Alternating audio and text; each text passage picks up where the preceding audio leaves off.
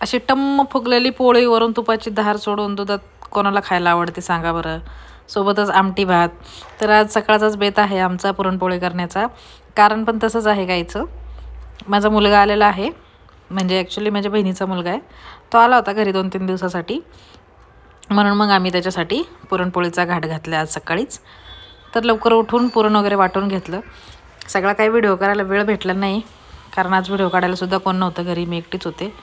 फक्त जो जमला तो व्हिडिओ काढला. तर मस्त सकाळ सकाळ पोळ्या करून घेतलेल्या आहेत. आमटी भात तयार आहे बरं का माझा. थोड्याशा पापड्या तळून घेतल्यात, ज्या की मी लातूरवरून आणल्या होत्या. माझ्या घरी उन्हाळी वाळवण सगळं बहिणीच्या घरून येत असतं लातूरच्या.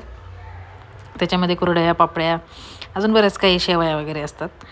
तर पोळी बघा माझी कशी फुगली, छान फुगली की नाही टम्म, आणि एकदम मऊसूत पोळ्या होतात बरं का. मी थोड्याशा कमी गोड करते आणि शक्यतो पोळ्या गुळाच्याच करते.